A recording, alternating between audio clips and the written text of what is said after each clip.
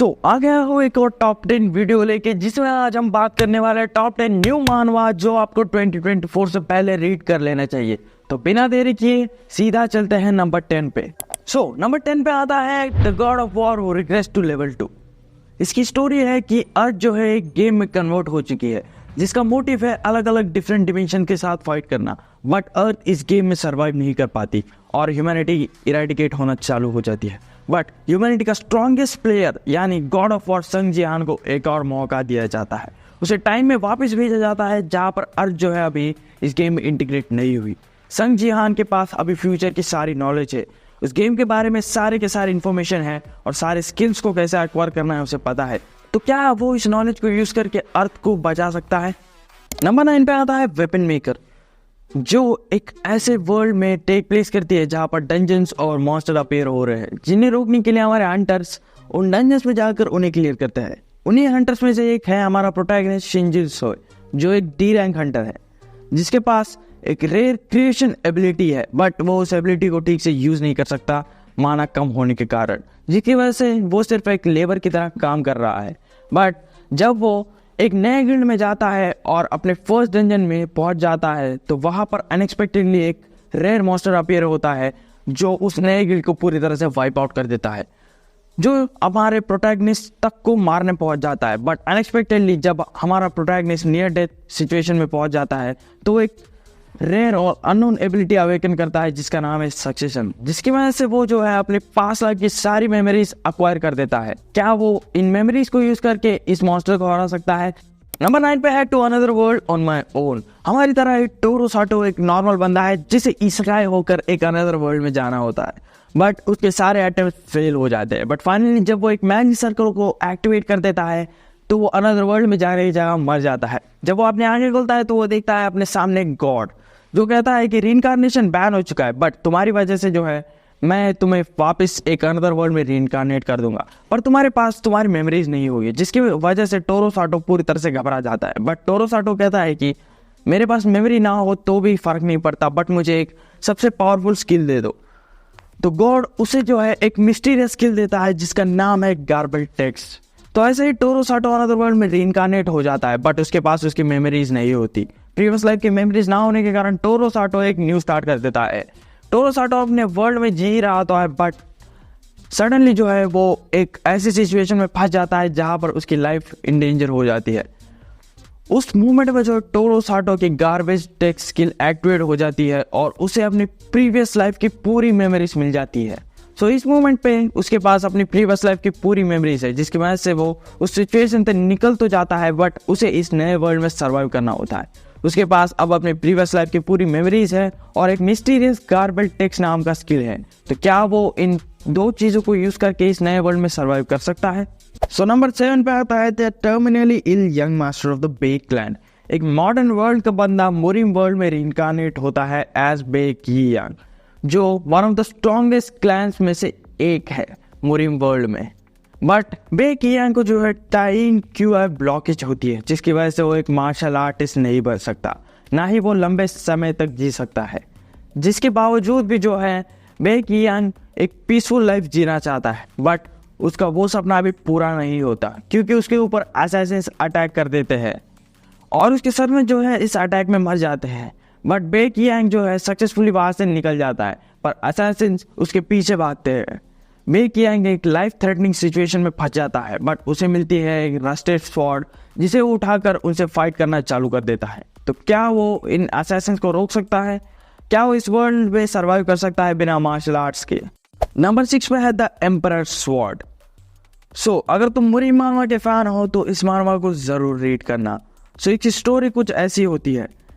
Emperor जू युवान जो डीथ्रोन हो चुका है, जिसके पास अभी कुछ भी नहीं है, वो अपने फॉलोअर्स के पास जाता है, जो उसे one of the strongest martial artist यानी कि हेवनली डीमन के सोल देती है। उस हेवनली डीमन को सप्रेस करने के लिए उसके फॉलोअर्स जो है उसके अंदर एक और अपने एरा का स्ट्रॉन्गेस्ट मार्शल आर्टिस्ट की सोल भेज देते हैं, यानी कि अब उसकी बॉडी में दो वन ऑफ द स्ट्रॉन्गेस्ट अपने एरा के मार्शल आर्टिस्ट और एक एम्परर की सोल है, जिसकी मदद से वो बन जाता है सबसे स्ट्रॉन्गेस्ट मार्शल आर्टिस्ट और पैदा होता है द हेवनली डिस्ट्रॉयर, जो अभी मुरिम को कॉन्कर करने निकल जाता है as heavenly destroyer with heavenly demon soul as well as the Shaolin monk soul. तो नंबर 5 पे आता है surviving the game as a barbarian. सोचो, अगर तुम एक गेम खेल रहे हो और उसके फाइनल स्टेज पे हो और तुम उस गेम को क्लियर करने ही वाले होते हो कि तुम्हें एक नोटिफिकेशन मिलता है कि तुमने सिर्फ अभी एक ट्यूटोरियल पार किया है, तो तुम्हें कैसा लगेगा? तो हमारे प्रोटैगनिस्ट के साथ भी ऐसा ही कुछ हुआ था। सो हमारा प्रोटैगनिस्ट ली हांसू जो वेजिटेटिव स्टेट में है, जिसकी वजह से वो चल नहीं पाता, वो सिर्फ एक गेम खेलता रहता है जिसका नाम है डंजन और स्टोन, जिसे वो फाइनली क्लियर करने ही वाला होता है। बट जब उसको एक नोटिफिकेशन मिलती है कि उसने सिर्फ ट्यूटोरियल स्टेज क्लियर किया है, तो वो पूरी तरह से फ्रस्ट्रेटेड हो जाता है। बट जब वो अपने आंखें खोलता है तो वो देखता है कि वो उस गेम के अंदर पहुंच चुका है एज अ बारबेरियन, जो एक लोएस्ट प्लेएबल कैरेक्टर है, जिसके पास इंटेलिजेंट बहुत ही कम होती है। अब उसे इस गेम को सरवाइव करना होगा एज अ बारबेरियन। नंबर 4 पे है द प्लेयर वो हाइड्स हिज पास्ट।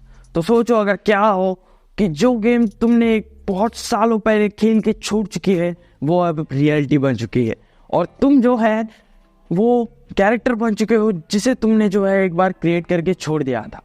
सो यही केस हमारे प्रोटैगनिस्ट के साथ होता है, जहां पर वो जो है एक इन गेम कैरेक्टर बन जाता है रियलिटी में।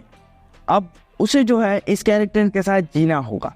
तो क्या वो इस गेम या फिर इस वर्ल्ड को सरवाइव कर सकता है? सो नंबर 3 पे है solo farming in the tower. एक ऐसा वर्ल्ड जिसमें टावर अपीयर हो चुका है, जिसे क्लियर करने के लिए सारे लोग जो है उस टावर के अंदर जा रहे हैं।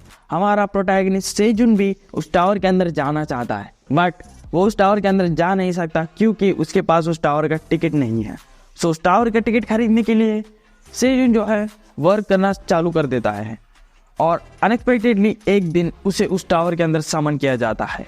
बट जब वो समन होता है तो वो पहुंच जाता है एक केव के अंदर, जहाँ पर ना तो लाइट होती है ना तो कुछ। वो समझ नहीं पाता कि वो यहाँ पर कैसे आया है। उसके पास सिर्फ उसकी जो है वेजिटेबल और कुछ सीड्स है, जिसकी वजह से वो फार्मिंग चालू कर देता है। तो क्या सेजुन इस टावर के अंदर सरवाइव कर सकता है? नंबर 2 पे है return of the martial art genius. वो कितनी भी बार अपनी स्वॉर्ड को स्विंग करे, बट वो स्वॉर्डमैनशिप सीख नहीं सकता। उसके पास टैलेंट ना होने की वजह से वो अपने फैमिली से किक्ड आउट हो जाता है। हमारा प्रोटैगनिस्ट जो है एक ऐसे वर्ल्ड में है जहाँ पर पावर जो है अपनी मार्शल आर्ट्स पे बेस्ड होती है, और हमारा प्रोटैगनिस्ट ना तो कोई जीनियस है ना तो कुछ और है। बट अनएक्सपेक्टेडली जब एक कैटास्ट्रॉफी हो जाती है तो वो रिग्रेस्ट होता है 7 ईयर्स पहले, और 7 ईयर्स पहले जब वो रिग्रेस्ट हो जाता है तो साथ ही साथ उसके सारे स्किल्स और सारे टैलेंट जो है अनलॉक हो जाता है। तो क्या हमारा प्रोटैगनिस्ट इन टैलेंट्स को यूज करके स्ट्रॉन्गर बन सकता है?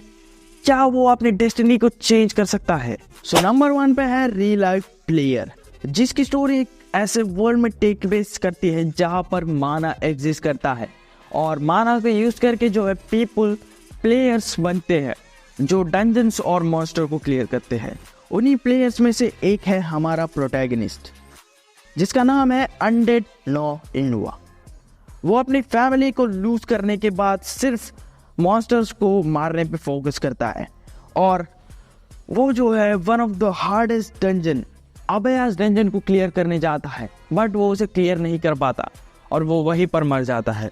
बट अनएक्सपेक्टेडली वो फिर से रिग्रेस होके अपनी पास्ट में चला जाता है एज अ बेबी। जब वो अपने पास्ट में जाता है तो वो सोचता है कि अगर मैं अपनी फैमिली को बचा सकता हूँ तो मैं कुछ भी करूँगा, और यही होता है। अपनी फैमिली के बचाने के लिए नो इनुआ जो है बचपन से ही ट्रेनिंग चालू कर देता है, और वो अपने स्किल्स को वापस अवेकन कर देता है, और वो फाइनली अपनी फैमिली को डिजास्टर से बचा लेता है। तो ऐसे ही उसकी लाइफ कंटिन्यू हो जाती है। बट क्या उसकी लाइफ इतनी सिंपल है as a regressor? So unexpected twist आते ही रहते हैं, डेंजर्स आते ही रहते हैं उसकी लाइफ में। तो क्या नो इनुआ एक नॉर्मल लाइफ जी सकता है? सो इस वीडियो के साथ ही मैं और नए वीडियो अपलोड कर दूंगा। तो जिनको भी मानवा रिकमेंडेशन सबसे पहले चाहिए तो इस चैनल को सब्सक्राइब जरूर करना।